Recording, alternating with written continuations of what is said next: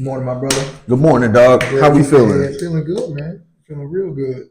Love it. Feeling real good, man. Some good football happened this weekend. Some good playoff football.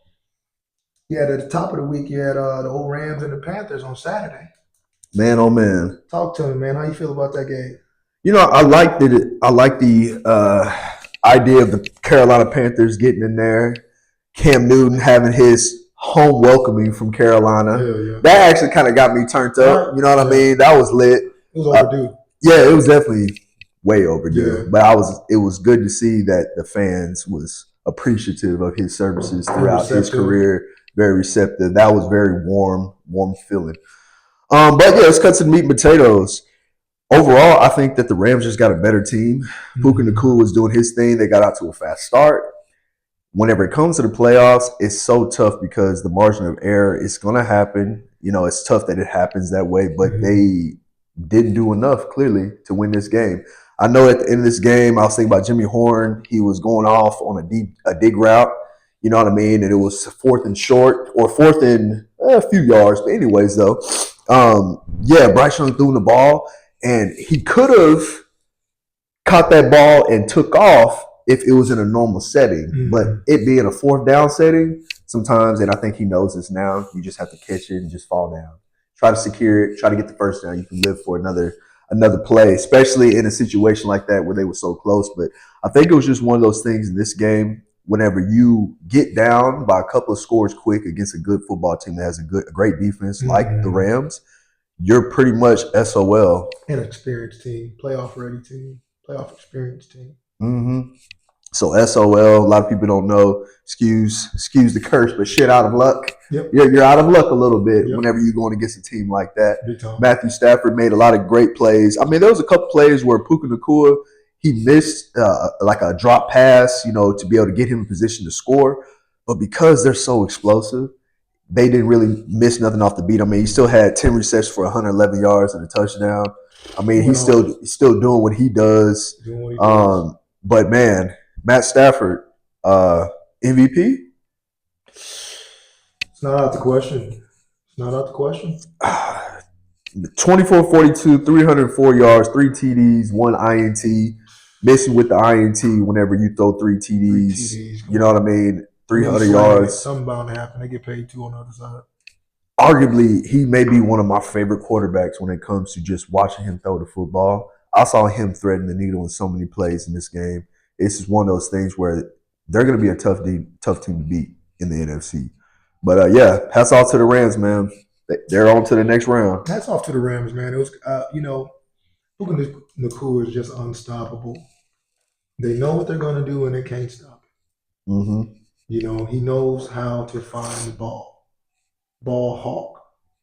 A lot of people don't understand the instincts it takes to really understand how to find that football, no matter what. And that really sets that differentiator between the greats versus the others that are just doing it. Is game in, game out. He knows how to find that football. Yep. So, I mean, shout out to the Rams. That was a big win. Matthew Stafford's been playing good all year.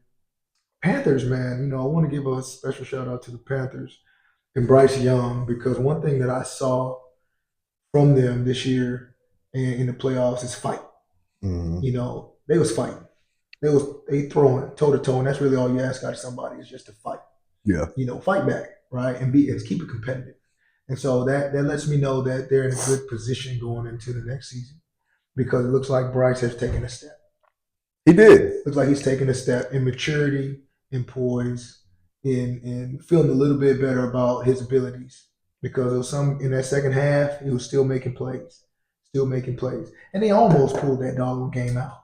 They did, even whenever they was down 14-0, and then eventually they started catching back up. I even like how Bryce ran it in for a touchdown just before halftime. It was 14-17, but I mean it was 17-7 at that time. For him to be able to kind of put the team on his back and to show like, hey, I'm trying to win this game at all costs. I mean, it shows a lot about his growth and development. I don't see no reason why they would try to go entertain another quarterback. If anything, you got to build the chemistry with Tator McMillan and Bryce Young, Jimmy Horn and Bryce Young, Coker and Bryce Young. Like, they got a lot of good skilled players. I mean, even the running back Hubbard, he did good this game. I mean, their defense looked good, but the Rams are just really like that. The Rams are really like that. You know, And if I'm one of these teams with a young quarterback who's emerging in their like sophomore year and going into their third year in the league, I'm gonna go get a guy like a Phillip Rivers, like a Joe Flacco. I'm gonna get an older guy who can throw it, but who can mentor and is not like still thinking they got it.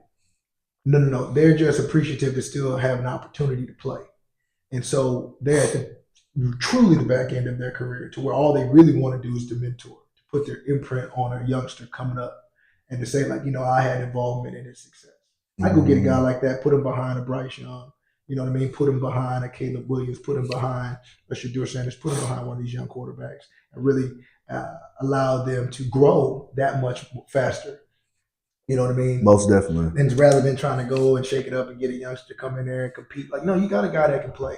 Now you try your best to figure out how to develop him the best you can. Mm-hmm. See what I'm saying? Go get an older quarterback that can come in and can kind of be that mentor behind the scenes in between the lines, and then also can step up, barring an injury, and hold it down for 45 to 6 games. You see what I'm saying? Yeah, absolutely. Let's swing it on over, man, to the Bears and the Packers, brother. Man, the traditional powerhouse teams, Iceman, Packers, they've always been one step ahead of the Bears all these years, right? Oh, yeah. But the Bears said it's a new era. Now, I ain't gonna lie to you. During that game, I said, well, the Packers still are one step ahead of the Bears. That's what I thought. I'm not gonna lie to you. That's what I was going out of that second half. But based on the level of play of how offenses or really defenses are in today's era, man, there's going to be a few interceptions. There's going to be some turnovers, and there's going to be some defensive guru head coaches or defensive guru coaches that literally have studied your every little move by the time it gets to the playoffs. And in this situation, the Bears, they was down by a few touchdowns. I think they was most down by 21-3. Off a couple of Caleb Williams type of interceptions and mishandles, but it's just one of those things. Majority of quarterbacks in their first, second, maybe third year, they're gonna have a little struggle going into that first week of the playoffs. It's tough to get out that first week of the playoffs. I don't care if it's a wild card spot or you leading the team in the division, meaning like a team like the Denver Broncos. It's like, okay, the first week of the playoffs, they ain't even got to play, but the second week it's going to be an onslaught. It's going to be tough for them playing against whoever they're playing, just because that's just the way the playoffs is when you got 17 weeks of film on a team. Absolutely. But when I look at the Bears and I look at the resilience, they've been doing this for the last 7-8 weeks, bro. We're rolling. They refuse to lose, and the more that they struggle, the more they believe. Mm-hmm. And I noticed it. I was like, man, what I like is seeing DeAndre Swift do what he does, how he's running the football. But I tell you, someone who's doing his thing. DJ Moore. DJ Moore, man, he's been doing his thing. Yes. He's been needing somebody to throw that pill to him. Yes, man. And it's happening. And he was the reason why, he helped that team win at the end of the game whenever Caleb Williams threw him that ball on the left side of the field. I love that. It's just one of those things where they find ways to win in their defense. They always do just enough where they're like, hey, even if y'all mess up on offense, we're going to keep fighting. We're going to keep fighting. But I just need for y'all to just fight back every single time. Even if it means we don't go down and score, but you give us time to rest. Mm-hmm. Just convert a couple times for us. Yes. Let us catch a breath. Mm-hmm. And that played a role. At the end of the game, the Packers had one more opportunity, but just one of those things where, hey, one last opportunity and it's a Hail Mary. Hey, man, they did what they needed to do. Bat the ball down. Now it's game, set, match. Game, set, match. The Packers going to be all right, man. They got a solid team, a young team. Jordan Love is taking a step. They had some injuries this year. They'll be just fine. I think they're going to have a strong. It's going to be fun watching that rivalry moving forward between Caleb and Jordan and the Packers and the Bears, because they both got something special. It's good to see the Bears fight. It's good to see him fight. And Caleb looks like he's figuring it out. It looks like he's getting comfortable in the league. I know even through the miscues, he's just the way that he's in his. Go ahead and say it, in his bag, because he is. He's in his bag. His bag. Yes, his bag. Not trying to learn how to adjust to the game. He's adjusted. Mm-hmm. And now he's looking at, how can I make a play? You know what I mean? And he's still young. He's still got lessons to learn. The other guys get paid on the other side. So taking those risks and slinging it, bound to happen. But he don't miss a beat. Mm-mm. I like his poise after they win. He don't ever act like he haven't been there before. After they win, he's walking out to shake hands. He ain't over there get over celebrate. He ain't too high. He ain't too low. I like his poise. So good things out of the Bears, man. I hope to see them make it a little bit further. Definitely looks like a seasoned veteran for sure. What? I'm very proud of the way he's taking over in his more mature IQ type way. Big time. You know what I mean? Because he's even after turnovers, I was impressed by him just staying calm. Right. Because that stuff matters. A lot of times, and that's something that I think about a few quarterbacks in the league. They have to kind of learn. It's like when you have a few turnovers, don't fret. Don't panic. Relax. It's going to happen. Keep the main thing the main thing. Keep the main thing the main thing. I think whenever you brought up about having a veteran quarterback behind some of these young talented players like a Joe Flacco or a Phillip Rivers, you're right. You got to have those type of players. Because when you watch Joe Flacco throw a pick, okay, oh well. Let me go sit down real quick. But I actually like that type of mindset because when he brought that to Cincinnati still was feeling a little confident. So I like that idea. But yeah, that's all I have to say about it. Man, no, you're right. I agree with everything you just said. Man, let's lead over there to them Buffalo Bills, man. Oh, the T-Law. Oh man, so that was a close one, man. The Jags have such a interesting team because the potential is so through the roof. I like seeing your boy Brian Thomas Jr. get back into his type of play. I like seeing Parker Washington start to be a budding superstar. I love seeing Travis Etienne do his thing. But I also will say this about the Bills. I like the fact that they're slowly are tightening up the rope when it comes to, okay, we can't allow so many mistakes to happen like in the regular season. We're going to have mistakes, but we're going to find ways to kind of tighten it up a little bit. In this game, they tightened it up a little bit. You have two offenses that are so capable of scoring so many points, but you have two defenses that are capable of creating turnovers at any given time. The Bills, they did what they had to do. Josh Allen made so many big chunk plays during times where it seemed like it was going to take them forever to get down the field. Keep the guys on the field. They found ways to keep guys on the field. And in the playoffs, you got to have big playability type situations, whether you're running the football or you're making a deep pass where you're moving those chains. You got to get across that 50 every time where you're going to either get a field goal out of it or you can be able to score. Mm-hmm. And they did a great job. I think they've also proved that they are the winners of the tush push this year because Josh Allen dang near scored on that 10 9-yard tush push at the end of the game right there. I mean, when you got Josh Allen doing it. But that almost is crazy because these are professional athletes. And the tush push that far, that looked like something that would happen in high school, bro. He was on the 10-yard line and tush pushed himself all the way to the 1-yard line. That's crazy work. That is crazy work. Now, in that game. Speaking of that, we seen Cam Newton do that. Yeah, you ain't lying. We seen Cam Newton wheel his way to the first down. Beautiful thing to see when he did that. Boom, boom, boom, boom, boom. I like because he was so strong. Boom, cuz, with the football. Man, and then you have Trevor Lawrence at the end of the game, he threw a pick. That's just one of those learning curve things. I ain't gonna lie to you, things that I think about. Man, if he had Travis Hunter. And the only reason why I say this is because that just gives you one more playmaker. I know it's like, well, they did all this without Travis Hunter. But what happens if you had that one last playmaker? On defense and offense.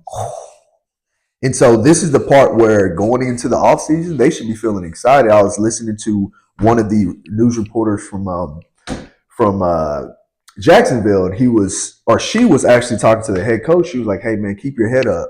Oh, I heard that. Yeah, keep your head up. Hey, you did your thing for Duval. They look good. Yeah, and it's like, and I'm glad that she gave him that energy because they about to be nasty next year. It warmed him up because he couldn't help but smile. Yeah. And it was a warm smile. Warm smile. They're going to be. I appreciate that.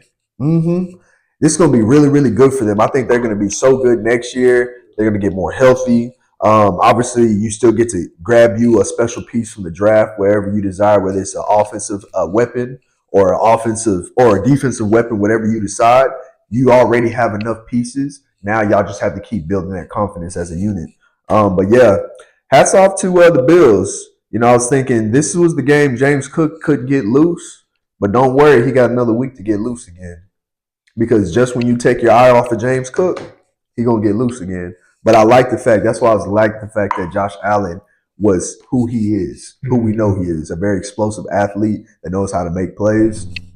So yeah, the Bills, they have been prepped all these seasons from Kansas City that any type of adversity, I don't think anyone can give them more adversity than what Kansas City has given them in the past.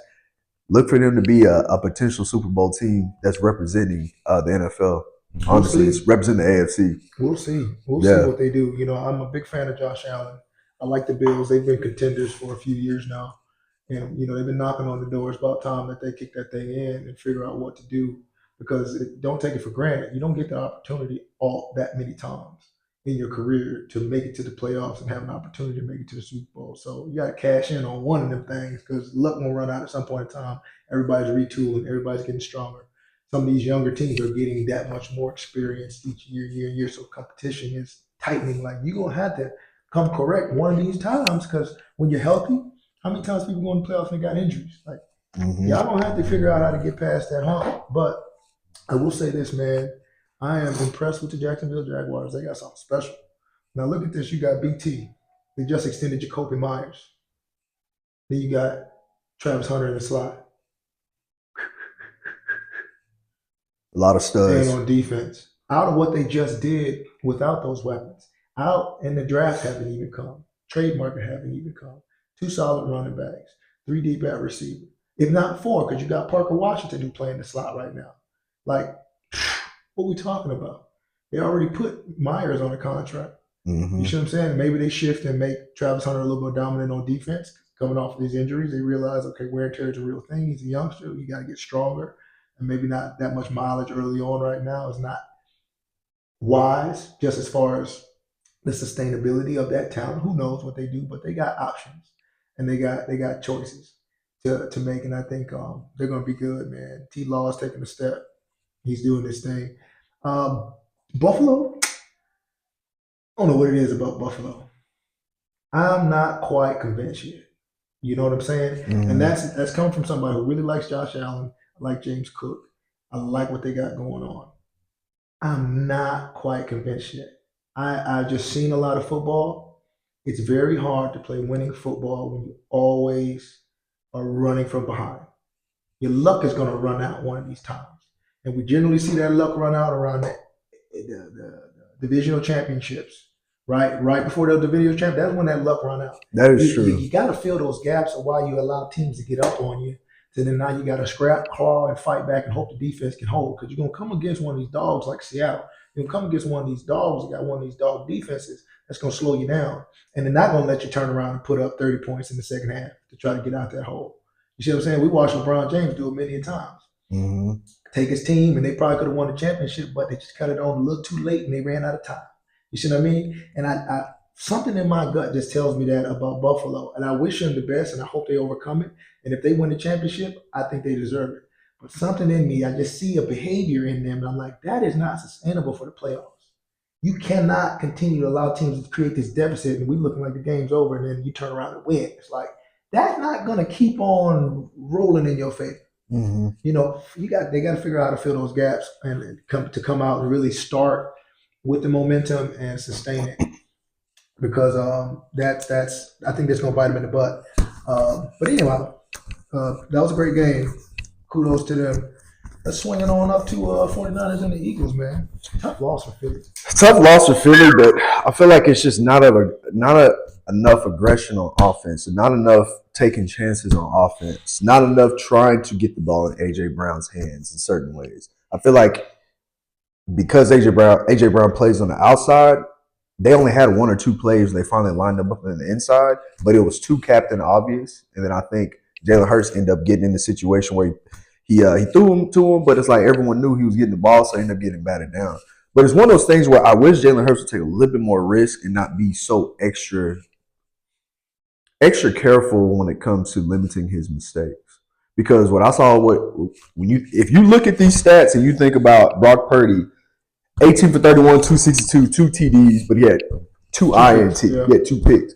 If you was to say that he had 2 picks, you would say he lost the game. He won the game. But he won the game. He's willing to take more risks down the field, and you need a player like that. I like how Saquon Barkley got involved. I like what they do with Saquon. He did his thing. Yeah, about 26 times. Yeah, he did a great job.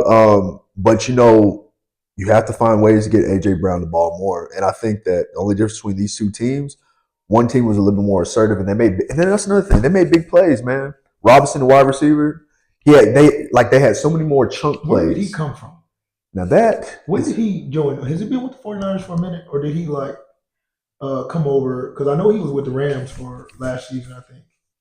I don't know. I gotta look and see because I gotta figure out where he came from he had too. A big game, but I don't remember when they acquired him. I gotta look and see, but it's perfect timing. Clearly, because fresh off Jennings. Yeah, because he had what do you have? 6 receptions for 111 yards and a touchdown. You know what I mean? And then it's just one of those things, man. When you can make big play abilities, you can move the chains. Now you're going against the clock. So even though you're trying to limit your mistakes, meaning the Philadelphia Eagles, because the 49ers are actually getting more plays like that, they're just milking the clock. Absolutely. And so then they also got more creative at the end of the game whenever I think Robinson threw it to CMC. He threw it to Christian McCaffrey for a touchdown, over his head for a touchdown. Little details like that, man, it just changed the game. So what I couldn't stand about Philly, because you was right whenever you're talking about you can only make so many mistakes to eventually it'll catch up to you around the divisional round. Catch up to you, man. Watching Philadelphia is kind of, honestly, it's kind of annoying because I feel like they limit how explosive they can be on offense. When I was watching Jalen kind of run out, it's tough to watch them freaking not convert on downs. It is, bro. Too much talent. Too much talent. It's frustrating because I'm like, maybe it's like, Jalen's he's getting out the pocket, but I'm like, the strongest quarterbacks in the league. Right, and I was thinking he's getting out the pocket, but I kind of agree with who was it? Tom Brady when he was talking about he's getting out the pocket, but there's times where he don't need to get out the pocket. He can stay in there a little bit longer. I think when he gets out the pocket, I think he's trying to see if there's any available options open down the field. But once he gets out the pocket, you limit the other side of the field because now you only got this side of the field because most coaches tell you, I don't want you throwing to the other side of the field like this if you're already on this side of the hash mark. I want you to throw way to the other side of the numbers. So now you only give yourself this option versus you actually staying in the pocket. You still have both sides of the field as options. And so the more that he rolled out like that, the worse position that he put himself in where he would just throw it out of bounds because obviously no one's open. Right. Now, it may look good on stats because you haven't turned the ball over, but you haven't given you haven't thrown any type of risk to create rewards by trying to throw the ball down the field to give some of these ball hogs or some of these playmakers a chance against these ball hogs. Because the thing is, you're going to have ball hogs. It's the NFL. That's why they got drafted. You're going to have ball hogs at the defensive back position. But that's why you also have playmakers and may the best man win. If you think your teammate is better, throw him the football. And in certain situations when you have your Devontae Smith, if you throw him the ball, you